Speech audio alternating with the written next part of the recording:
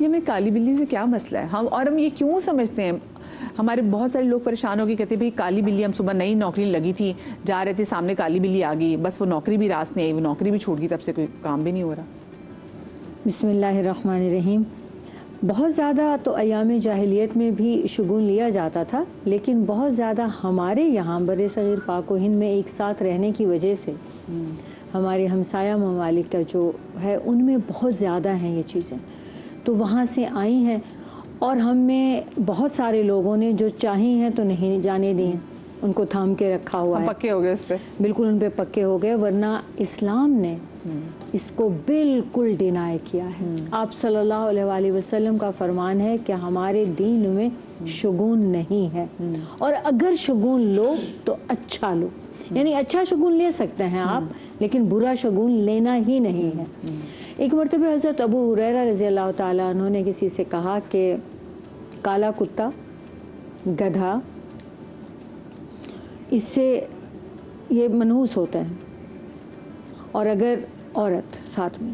یہ آپ نماز پڑھ رہے ہوں تو عورت، کالا کتا اور گدھا سامنے سے گزر جائے تو نماز خراب ہو جاتی ہے، ٹوٹ جاتی ہے۔ تو حضرت عائشہ تک یہ بات پہنچی، انہوں نے سیدنا ابو ہریرہ کو بلا کر تنبیہ فرمائی اور کہا یہ تم نے کیا بات کی، تم نے ہمیں کس چیز سے ملا دیا؟ میں رسول پاک صلی اللہ علیہ وآلہ وسلم کے سامنے سو رہی ہوتی تھی، آپ میری گود میں سر رکھے ہوئے ہوتے تھے اور آپ اٹھ کر نماز پڑھتے تھے، اور میں سو رہی ہوتی تھی، آپ میری پنڈلی کو ہٹا کر وہاں سجدہ کرتے تھے، اور جب سجدے سے سر اٹھاتے تو پھر میرے پیر کو وہیں پہ مصلے پہ رکھ دیتے تھے، اور تم نے کہا کہ سامنے سے گزر جائیں تو نماز وہ ہو جاتی ہے۔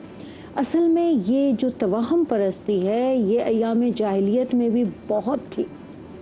اور اس کو ختم کرنا، جیسے کہ زندہ بیٹی کو گاڑنے والی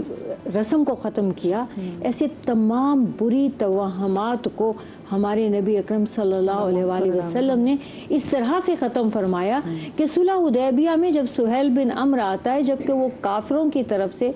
کافر سردار آیا ہے، تو آپ فرماتے ہیں، آپ اس سے بھی اچھا شگون لے کے فرماتے ہیں سہیل سے سہل ہے، اب اس کا مطلب ہے اب آسانی ہے، اب اللہ آسانی دے گا، اس کا مطلب ہے آسانی ہوگی۔ اور آپ صلی اللہ علیہ وآلہ وسلم نے ہمیشہ اچھا شگون لیا اور اچھا شگون لینے کا حکم دیا۔